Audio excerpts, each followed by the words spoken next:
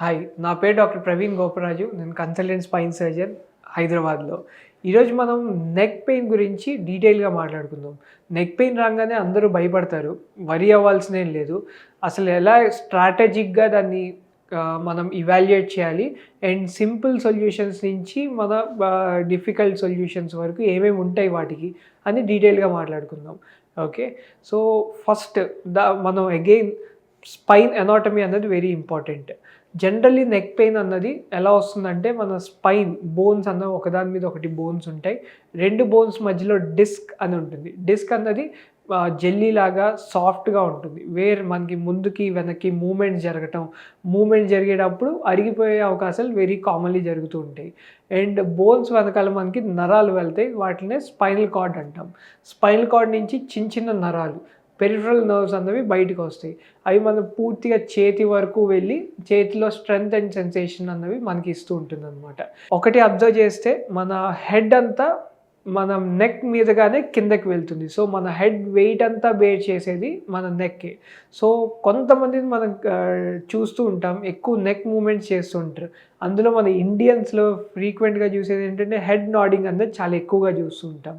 So మనం yes చెప్పాలన్నా, no చెప్పాలన్నా, ఏది మాట్లాడాలన్నా హెడ్ నాడింగ్ అన్నది వెరీ కామన్లీ మనం చూస్తూ ఉంటాం. ఈ ఈ క్రమంలో ఏమవుతుందంటే డిస్క్లు అన్నవి తొందరగా అరిగిపోయే ఛాన్సెస్ ఉంటాయి. వాడుక భాషలో వీటిని సర్వైకల్ స్పాండైలోసిస్ అంటాం.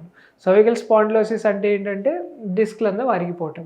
వీటికంటే ముందు ప్రికర్సర్ ఏంటంటే మెడ మజిల్స్ అన్నవి వీక్ అవుతూ ఉంటాయి. అగైన్ మన head posture is very very important. అందులో మనం ఫ్రీక్వెంట్గా చూసేది ఏంటంటే IT jobs. And IT job చేసేవాళ్ళు, ఎక్కువ లాంగ్ సిట్టింగ్ చేసేవాళ్ళు ఏంటంటే పర్టికులర్గా ఫిక్స్డ్గా ఒక స్క్రీన్ని కానీ ఒక డెస్క్ని కానీ చూస్తూ ఉంటారు. వాళ్ళు అలా చూసేటప్పుడు ఏంటంటే హెడ్ పోస్చర్ మెయింటైన్ చేయరు. హెడ్ పోస్చర్ అన్నది స్ట్రైట్గా ఉండాలి. నెక్ అన్నది అప్పుడు మన నెక్ మీద ఉన్న ప్రెషర్ చాలా తక్కువగా ఉంటుంది.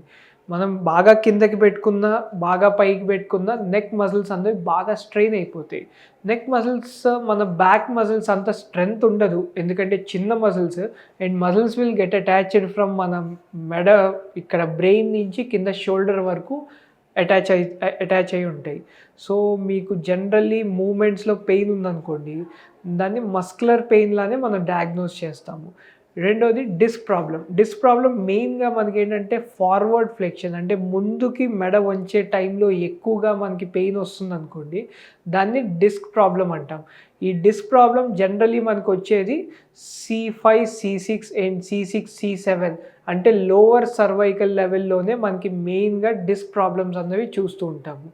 అండ్ ఈ డిస్క్ బాగా అరిగి నరాన్ని ప్రెస్ చేసింది అనుకోండి, దాన్నే సర్వైకల్ డిస్క్ ప్రాబ్లం వచ్చి మనకి కాళ్ళల్లో సయాటికా అని ఎలా అంటామో అలానే చేతుల్లో చేయి మొత్తం లాగుతుంది.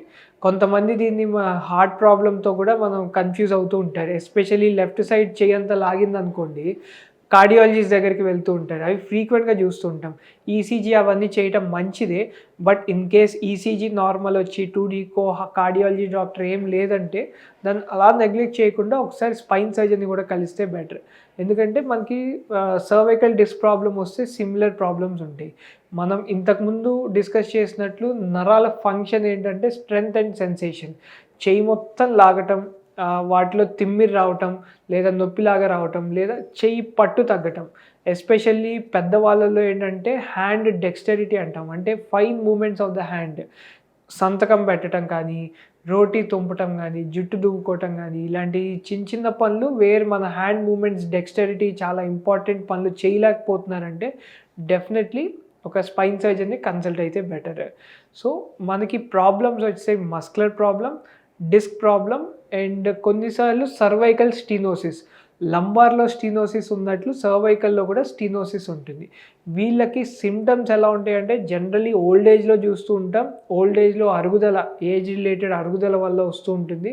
అండ్ వాళ్ళకి చేయి ప్రాబ్లమ్స్తో పాటు బాగా సివియర్ మన స్పైనల్ కెనాల్ డయామీటర్ తగ్గిందనుకోండి, నడక కూడా తేడా వస్తుంది. నడిచేటప్పుడు కొంచెం తేడాగా నడవటం, కాళ్ళల్లో పట్టు తగ్గటం, స్లిప్ అయిపోవటం కాళ్ళ నుంచి, యూరిన్ మోషన్లో కొంచెం కంట్రోల్ తప్పి ఆటోమేటిక్గా అయిపోతూ ఉండటం, ఇవన్నీ కొంచెం సివియర్ ప్రాబ్లమ్స్. బట్ నెగ్లెక్ట్ చేసే వాళ్ళల్లో, ఓన్లీ చిన్న ప్రాబ్లమే కదా నెగ్లెక్ట్ చేసే వాళ్ళల్లో మనం రెగ్యులర్గా చూస్తూ ఉంటాం. వీళ్ళు మా దగ్గరికి వచ్చినప్పుడు again first proper history is important. ఎన్ని రోజుల నుంచి వచ్చింది, ఎంత సివియర్గా ఉంది, మెడికేషన్కి ఎలా రెస్పాండ్ అవుతున్నారు, ఇవి చూసుకున్న తర్వాత examination in the form of కొన్ని ప్రొవొకేటివ్ టెస్ట్లు ఉంటాయి. కొంచెం నుంచోబెట్టి నడిపించటము, పాదం మీద అడుగేసి అడుగు నడిపించటము, చెయ్యి మొత్తం ఎంత లాగుతుందో చూడటము, బలం టెస్ట్ చేయటం, ఇలాంటి టెస్ట్లు ఉంటాయి. ఇవన్నీ ఇవాల్యుయేట్ చేసిన తర్వాత సివియారిటీ బట్టి అవసరమైతే డెఫినెట్లీ ఎంఆర్ఐ తీయించాలి. ఎంఆర్ఐ తీస్తే మనకి ఎన్ని లెవెల్స్లో ప్రాబ్లం ఉంది, ఎంత సివియర్ ప్రాబ్లం ఉంది అని దాని ప్రకారంగా మన ట్రీట్మెంట్ అనేది మళ్ళీ ఉంటుంది. Only muscular pain or cervical spondylosis అనుకోండి, basic medication, rest and physiotherapy, దాని ప్రకారంగా 99% ఆఫ్ ద పీపుల్ తగ్గిపోతుంది. మెడికేషన్లో main painkiller medication and multivitamins తీసుకున్నారనుకోండి, జనరల్ హెల్త్ ఇంప్రూవ్ అయితే కూడా రికవరీ అనేది బాగుంటుంది. Physiotherapy again is for the long term improvement అనమాట. లాంగ్ టర్మ్గా మీకు మళ్ళీ ఒకవేళ స్పాండిలోసిస్ ఉంటే మళ్ళీ రాకూడదు అనుకుంటే ఫిజియోథెరపీ రెగ్యులర్గా చేసుకుంటూ, నెక్ మజిల్ స్ట్రెంథనింగ్ చేసుకుంటూ అండ్ పోస్చర్ మెయింటెనెన్స్ చేసుకుంటూ ఉంటే రికవరీ ఉంటుంది. అండ్ ఇవి చేసిన తర్వాత తగ్గలేదు, సివియారిటీ ఆఫ్ సిమ్టమ్స్ పెరుగుతుంది, నేను చెప్పినట్లు హ్యాండ్ డెక్స్టరిటీ పోవటము, నడక తేడా పడటం, లేదా చేతిలోకి బాగా లాగి అసలు అది తగ్గట్లేదు అనుకుంటే సర్జరీ అడ్వైజ్ చేస్తాం. సర్జరీ అనగానే భయపడాల్సిందేం లేదు. ఇప్పుడున్న డే అండ్ ఏజ్లో మనకున్న ఎక్విప్మెంట్ కానీ, సాఫిస్టికేటెడ్ మెషినరీ, ఆర్మరీ, మనకు ఆపరేషన్ థియేటర్లో సర్జరీ అన్నది చాలా స్మూత్గా చేయొచ్చు. సర్జరీ మనకి సింగిల్ లెవెల్ ప్రాబ్లం ఉందనుకోండి, యాంటీరియర్గా వెళ్తాం, అంటే ఫ్రంట్ సైడ్ నుంచి యాంటీరియర్ సర్జరీస్ చేస్తాం, which are very straightforward and మనకి ఇప్పుడున్న ఎక్విప్మెంట్తో relatively very very safe.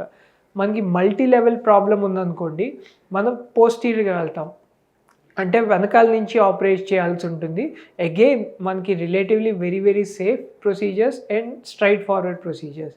So మీరు నెగ్లెక్ట్ చేయకుండా, మనకు అసలు సర్జరీ వరకు వెళ్ళకూడదు అనుకుంటే భయపడకుండా ఫస్ట్ ఒక డాక్టర్ని కన్సల్ట్ అవ్వండి. మీకున్న ప్రాబ్లం ప్రకారంగా మన ట్రీట్మెంట్ అన్నది we have to strategically divide అనమాట. Thank you so much.